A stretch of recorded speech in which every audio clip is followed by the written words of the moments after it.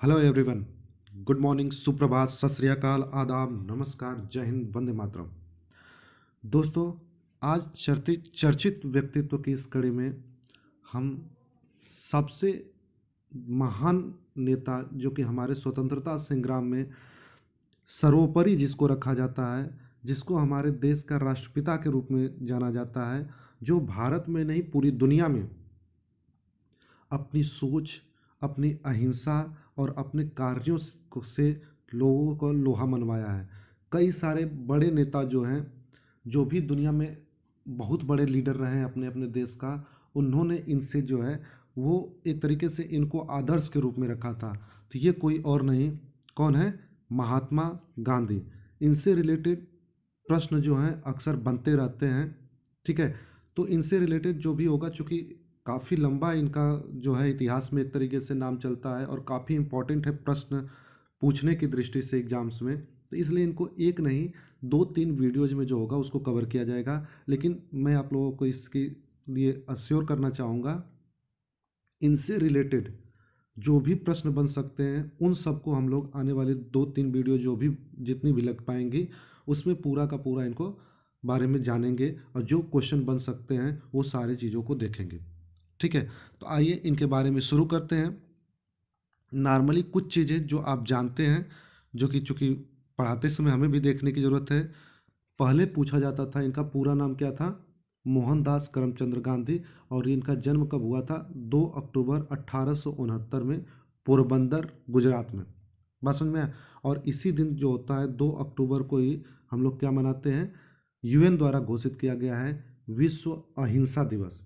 ध्यान रखिएगा, राष्ट्रीय नहीं अंतर्राष्ट्रीय है अहिंसा दिवस। ठीक है, नॉर्मली आप लोगों को पता होगा कि इन्होंने जो है बैरिस्टर की पढ़ाई कहाँ से की थी? लंदन से की थी।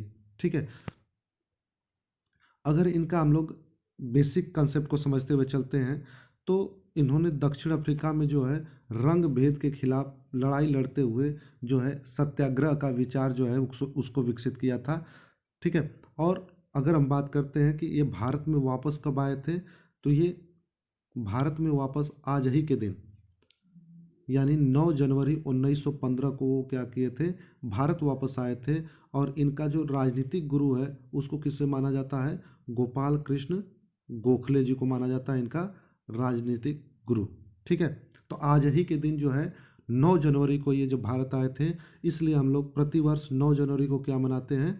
प्रवासी भारतीय दिवस मनाते हैं। आइए आगे देखिए, इन्होंने कुछ आंदोलन किए थे।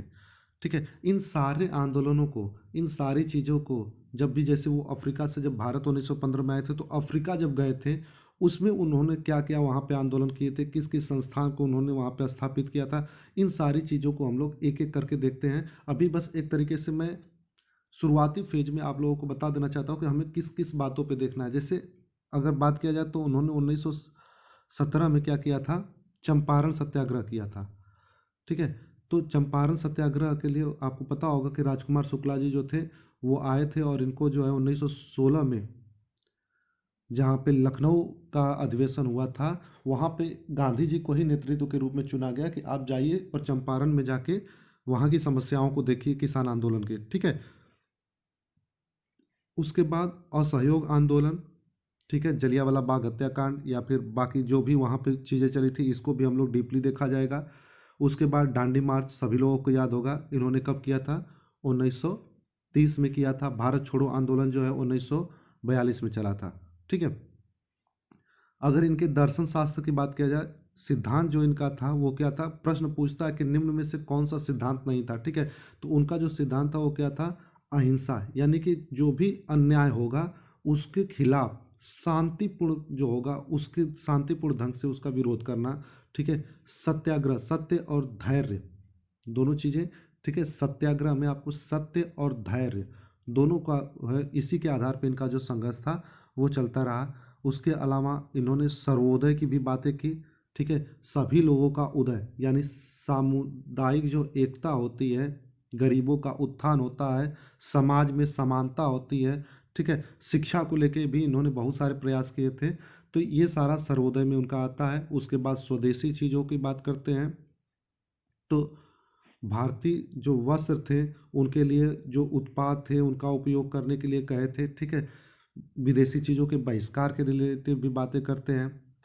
अगर हम लोग उनके योगदान को देखते हैं तो सबको पता है कि उन्होंने जो है स्वतंत्रता में बहुत ज़्यादा योगदान हमारे लिए दिए थे, ठीक है। इसके अलावा वो अस्पृश्यता का उन्मूलन, महिलाओं का उत्थान और शिक्षा को बढ़ावा देने में भी बहुत ज़्यादा अपने एक मतलब समझ लीजिए कि अग्रिम भूमिका निभाए थे, ठीक है। आर्थिक आर्थिक उनका दृष्टिकोण क्या था, तो उनका का नाम था कि सारी चीज़ें जो भी है भारत की अगर देखा जाए तो सब कुछ जो है वो गांव में निवास करता है, ठीक है। तो गांव को के लोगों को जो होता है उनको आत्मनिर्भर बनने के लिए इन्होंने काफ़ी ज़्यादा प्रयास किए थे। और उनकी जो मृत्यु हुई थी आप लोगों को याद होगा, वो हुआ था नाथूराम गोडसे। 30 जनवरी 1948 को जो है नाथूराम गोडसे ने गोली मारकर उनकी हत्या कर दी थी। और इसी दिन हम लोग क्या मनाते हैं, शहीद दिवस के रूप में मनाते हैं, ठीक है। तो 30 जनवरी को हम लोग क्या मनाते हैं, शहीद दिवस। भारत में राष्ट्रीय पर्व की अगर बात करते हैं तो सिर्फ 4 ही राष्ट्रीय पर्व हैं। एक है आपका 15 अगस्त, ठीक है। एक है आपका 26 जनवरी, ये तो सबको पता है। इसके अलावा इनका जो जन्मदिन है 2 अक्टूबर, इसको भी राष्ट्रीय पर्व के रूप में देखा जाता है। और अभी कुछ दिन पहले इसका क्या किया गया है, 30 जनवरी को भी राष्ट्रीय पर्व के रूप में जो है वो घोषणा कर दी गई है, बट अभी उसकी मान्यता नहीं मिली। तो ये 4 दिवस को ध्यान रखिएगा, ठीक है। आइए अब हम लोग इनके थोड़ी सी विरासत के रूप में देख लेते हैं कि इनके बारे में क्या क्या चीज़ें कही जाती हैं। तो जाहिर सी बात है, सबको पता है, जैसा मैंने थंबनेल में भी रखा है, इनको क्या कहा जाता है, राष्ट्रपिता कहा जाता है। मार्टिन लूथर किंग जो जूनियर थे या फिर नेल्सन मंडेला जो थे, ये इनसे ही प्रेरित होकर अपने यहाँ जो उन्होंने एक्टिविटी की थी वो इसमें था, ठीक है। और जैसा मैंने बताया आप लोगों को कि 2 अक्टूबर को अंतर्राष्ट्रीय अहिंसा दिवस मनाया जाता है, ठीक है। तो अब तक ये जो चीज़ें थी ये इनसे बारे में ऊपर ऊपर एक सार था। अब हम लोग डीपली शुरू करते हैं कि जब वो अफ्रीका गए थे तो वहाँ पे क्या क्या चीज़ें किया था। यहाँ से प्रश्न आपको स्पेशली आप बीपीएससी में जाने जा रहे हैं या फिर जो भी आने वाले समय में आपका एनटीपीसी जो ग्रेजुएट लेवल का है वहाँ पे आपको यहाँ से प्रश्न पूछने की पूरी संभावना होने वाली है, ठीक है। तो यहाँ पे अगर बात करते हैं कि वो दक्षिण अफ्रीका कब गए थे, तो याद रखिएगा 1893 में गए थे।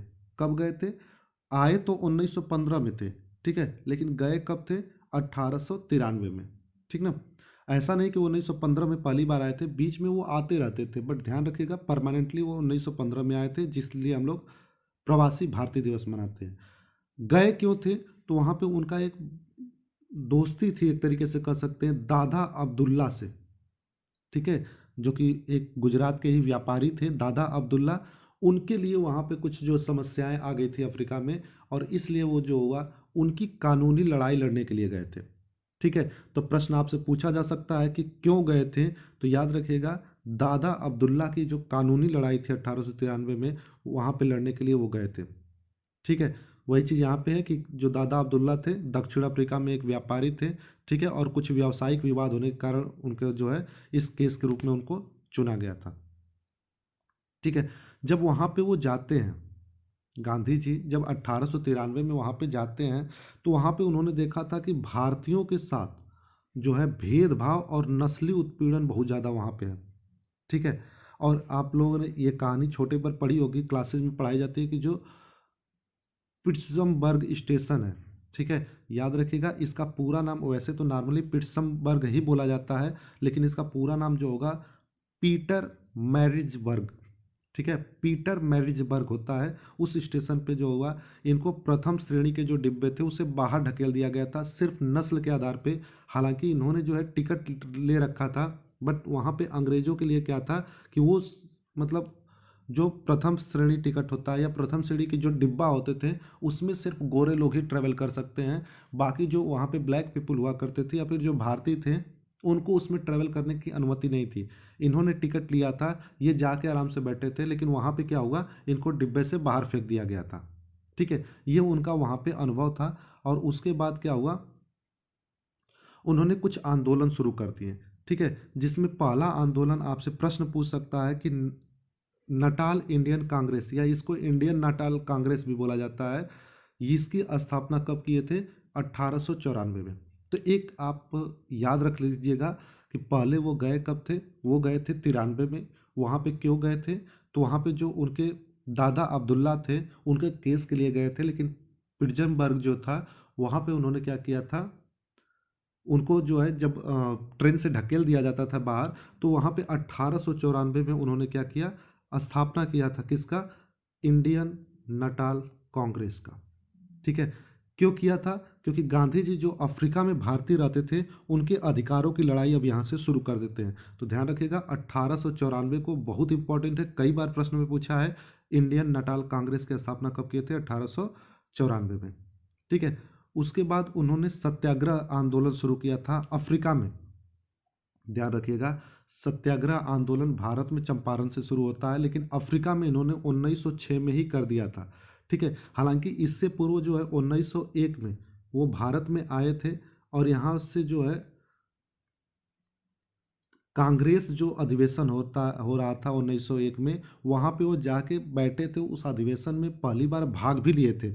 और फिर यहाँ से वो आइडियाज़ को भी लेते हैं, कुछ लोगों से मिलते हैं, और वहाँ से इस अपने यहाँ के जो अफ्रीका में जो भारतीयों के साथ दुर्व्यवहार हो रहा था उसके बारे में चर्चा करते हैं, और जब वापस जाते हैं तो वहाँ पे क्या शुरू करते हैं, सत्याग्रह आंदोलन शुरू करते हैं। ठीक है, लेकिन ध्यान ये रखिएगा सत्याग्रह जो आंदोलन है इसमें पहली बार इन्होंने अफ्रीका में ही शुरू किया था। जनरली प्रश्न पूछ देता है तो हम लोग जनरली चंपारण लगाते हैं, याद रखिएगा जब तक अफ्रीका का ये नहीं देगा ऑप्शन में तभी आप चंपारण को लगाएंगे। ठीक है, अब इसका कारण क्या था, तो इसका कारण जो ब्रिटिश सरकार थी भारतीयों को पंजीकरण के लिए अनिवार्य रूप से एक तरीके से पहचान पत्र रखना था, यानी कि आप भारतीय हो, इसका पहचान पत्र आपके पास होना चाहिए जिससे आपके साथ वो भेदभाव कर सके। ठीक ना, दूसरा अगर हम लोग बात करते हैं, उसी को उन्होंने अहिंसक तौर पे लिया था, ट्रांसवाल मार्च इन्होंने 1913 में किया था, ये भी अफ्रीका में किया था। ठीक है, इंडियन नटाल कांग्रेस के साथ साथ तीन चीज़ें आपको याद रखनी है, इंडियन नटाल कांग्रेस 94 में, ठीक है, उसके बाद जो है सत्याग्रह 6 में 1906 में, उसके बाद ट्रांसवाल मार्च जो है 1913 में इन्होंने वहाँ पे क्या किया था, जो मजदूर वर्ग थे उनको भी टैक्स देना था, उसका विरोध इन्होंने किया था ट्रांसवाल मार्च के तहत। ठीक है, और भारतीय महिलाओं के समर्थन के लिए भी उन्होंने वहाँ पे इकट्ठा किया था। बस समझ में आया? नेक्स्ट देखिए, अगर हम लोग बात करते हैं कुछ उन्होंने संस्था वहाँ पे खोले थे। ठीक है, पहला संस्था क्या कौन सा था, पहला था आपका फिनिक्स आश्रम। ठीक है, ये जो था आपका 1904 में खोला गया था। ठीक है, कहाँ खोला गया था, दक्षिण अफ्रीका के डरबन में। प्रश्न कई बार पूछा हुआ है, याद रखिएगा। ठीक है, कहाँ खोला गया था, डरबन में। बस समझ में आया? और इसके बाद जो दूसरा इन्होंने खोला था टालस्टॉय फार्म, ये कहाँ कब खोला था, 1910 में खोला था। कहाँ पे, जोहान्सबर्ग में। ठीक है, तो याद रखिएगा ये जो आपका है, आप क्या फिनिक्स आश्रम 1904 में ये डरबन में खोला गया था, 1910 में टालस्टॉय आश्रम जो है जोहान्सबर्ग में खोला गया था। बात समझ में आया? तो इनको बारे में आपको दोनों ये आश्रम कौन कौन से हैं इनको याद रखिएगा। प्रश्न ये पूछता है कि ये कब खोला गया था और कहाँ पे खोला गया था। बाकी इसके बारे में पूरा डिटेल है, पीडीएफ आप लोग जो है डाउनलोड करके पढ़ सकते हैं। टेलीग्राम चैनल सम्राट एकेडमी GZP आप ज्वाइन करिए और वहाँ से आपको ये सारी चीज़ें पीडीएफ के रूप में मिल जाएंगी। महात्मा गांधी ने कुछ किताबें लिखी थी। ठीक है, जिसमें पहली किताब उनका क्या था, सत्य के साथ मेरे प्रयोग। ठीक है, the story of my experiment with truth. ठीक है, या फिर द एक्सपेरिमेंट विथ ट्रुथ, ऐसे भी करके इन्होंने लिखा था। ये स्टोरी ऑफ माई लाइफ भी इसको माना जाता है। तो याद रखिएगा ये कई सारे नामों से जाना जाता है, कई बार अलग अलग जगहों पे प्रश्न पूछा गया है। ठीक है, तो याद रखिएगा इन्होंने जो है ये किताब कब लिखी थी, तो ये किताब ये भारत आने के बाद लिखते हैं 1927 में। ठीक है, ये इनकी जो है खुद की आत्मकथा है। ठीक है, तो सत्य के साथ मेरे प्रयोग जो है, या सत्य के प्रयोग जो है, या स्टोरी ऑफ माय लाइफ जो है, या फिर the story of my experiment with truth है, ये सारी चीज़ें एक ही चीज़ का है। ठीक है, और ये जो है आपका इनकी आत्मकथा है। बात समझ में आया? इनका क्या है, ये आपका आत्मकथा है। ठीक है, नेक्स्ट अगर हम लोग बात करते हैं तो इन्होंने हिंद स्वराज लिखा था। हिंद स्वराज कब लिखा था, हिंद स्वराज ये अफ्रीका से जब यात्रा कर रहे थे उस दौरान लिखा था 1909 में। कई बार प्रश्न पूछा गया है हिंद स्वराज इन्होंने कब लिखा था, तो दक्षिण अफ्रीका से जब वो भारत लौट रहे थे, तो जैसे क्योंकि वो सी वाले रूट से आ रहे थे, तो वहाँ पे बैठे बैठे उन्होंने हिंद स्वराज को लिखा था। बात समझ में आया? और यहाँ से उन्होंने क्या किया था, जो भारतीय स्वतंत्रता के लिए अहिंसा का जो उपयोग करना चाहिए, स्वदेशी चीज़ों का जो इस्तेमाल करना चाहिए, ठीक है, या फिर पश्चिमी सभ्यता का जो उन्होंने आलोचनात्मक इस तरीके से किया था कि मतलब विवरण वहाँ पे किया था हिंद स्वराज में, ये पूरा किताब उन्होंने लिखा था यात्रा के दौरान जब वो दक्षिण अफ्रीका से भारत लौट रहे थे। ठीक है, उसके बाद इनकी और एक किताब है, उसका नाम क्या है, कंस्ट्रक्टिव प्रोग्राम इट्स मीनिंग, ठीक है, एंड प्लेस। जो constructive programme its meaning and place इन्होंने कब लिखा था, 1941 में। बात समझ में आया? इसमें इन्होंने क्या किया था, जो भी स्वतंत्रता आंदोलन में जो चीज़ें हमारे पास होनी चाहिए, ठीक है, जो भी मतलब किस तरीके का हमको सोच रखना चाहिए, किस तरीके से हमको लीड करना चाहिए, इन सब बातों पे यहाँ पे उन्होंने रखा था। और ये किताब को कहा जाता है कि जो इनके विरोधी थे, जब वो लोग भी, क्योंकि ये अहिंसा के पुजारी थे, तो जो हिंसक वो मतलब उस समय के लोगों ने रास्ता अपनाया था, वो लोग भी इनकी किताबों से काफ़ी ज़्यादा अपेक्षाकृत एक तरीके से संदेश लेते थे, उससे जो होता है पूरी तरीके से प्रभावित रहते थे, और अपने चूँकि हिंसक वाले रास्ते पे भी इनके चीज़ों को देखते थे कि कैसे हमको कोई भी आंदोलन जो है उसको लेके चलना चाहिए। ठीक है, इसके साथ साथ इन्होंने एक और पुस्तक लिखी थी, की टू हेल्थ। ठीक है, इसमें इन्होंने क्या किया था, जो नॉर्मली प्राकृतिक चिकित्सा है उसके ऊपर इन्होंने जोर दिया था। ठीक है, कुछ पत्रिकाएं इनकी है, इन पत्रिकाओं को भी ध्यान रखिएगा। इंडियन ओपिनियन इनकी पत्रिका का नाम है, जो कि दक्षिण अफ्रीका में ही प्रकाशित हुई थी 1903 में। बात समझ में आया? आपको यही याद रखना है, इंडियन ओपिनियन 1903 में दक्षिण अफ्रीका में प्रकाशित हुई थी। ठीक, ये किस किस भाषा में प्रकाशित हुई थी, कभी कभी ये भी पूछ लिया जाता है, तो हिंदी, तमिल, गुजराती और अंग्रेजी, ये सारी मतलब भाषाओं में ये प्रकाशित हुई थी, हिंदी, तमिल, गुजराती, अंग्रेजी। ठीक है, उसके बाद इनकी अगली पत्रिका का जो नाम है वो क्या है, यंग इंडिया, और ये जो है 1919 में जो है उस समय प्रकाशित हुई थी। ठीक है, अगला जो पत्रिका है वो कौन सी है, वो है आपका नवजीवन, और ये कब प्रकाशित हुआ था, ये भी 1919 में। ठीक है, तो यंग इंडिया और नवजीवन ये दोनों ध्यान रखना है, 1919 में गुजराती भाषा में ये थी। ठीक है, बाकी सारी चीज़ें आप PDF से पढ़ लीजिएगा। जो काम की चीज़ें जो कि एकदम एग्जाम में पूछे गए प्रश्न हैं उसको मैं डिस्कस यहाँ पे कर लेता हूँ। उसके बाद हरिजन जो है, ये हरिजन आपकी जो आई थी, कब आई थी, 1933 में। ठीक है, आप लोगों को बताना है कि 1932 में जो यरवदा जेल में डॉक्टर BR अम्बेडकर साहब के साथ जो इनका एक समझौता हुआ था, उस समझौते को किस नाम से जानते हैं। ठीक है, और यहीं पे जो हरिजन पत्रिका इन्होंने लिखा था 1933 में, उसमें इन्होंने क्या किया था, हरिजन का अर्थ बताया था। ठीक है, कि हरिजन जो होता है, हरि के जन यानी भगवान के लोग होते हैं। बात समझ में आया? इसका मेन उद्देश्य क्या था इस पत्रिका को निकालने का, इसका मेन उद्देश्य था जो छुआछूत हमारे समाज के लिए एक तरीके से ऐसी चीज़ें जो आज भी अगर कहीं ना कहीं देखने को मिल जाती है, उससे लड़ने के लिए उन्होंने किया था, इसको दूर करने के लिए कहा था, और राष्ट्रीय एकता को बढ़ावा देने की बात कहे थे। बात समझ में आया? तो ये कुछ पत्रिकाएं, इनको याद रखिएगा। वीडियो काफ़ी लंबा होता जा रहा है, इसलिए आज की जो वीडियोज है उसमें हम इतनी बातों पर रखते हैं। नेक्स्ट टाइम 1916 में जब वो आए थे, उससे लेके एक एक आंदोलन का, चंपारण गए थे तो वहाँ पे उनके साथ क्या बिहेवियर हुआ था, कैसे कैसे उन्होंने कौन कौन, जैसे वो चंपारण जब गए थे तो हमें बस पता है राजकुमार शुक्ला और महात्मा गांधी का, लेकिन अभी BPSC का जो प्रश्न हुआ था आपका, अभी हाल ही में जो पेपर हुआ है 70th BPSC, उसमें पूछा था मदन मोहन मालवीय के बारे में, राजेंद्र प्रसाद के बारे में, कि वहाँ पे उन लोगों का क्या रोल था। ठीक है, तो ये सारे प्रश्न आपके आने की संभावनाएं हो सकती हैं। इन सारे प्रश्नों के साथ हम मिलेंगे नेक्स्ट वीडियो में। तब तक हंसते रहिए, मुस्कुराते रहिए, पढ़ाई लिखाई करते रहिए। Bye bye.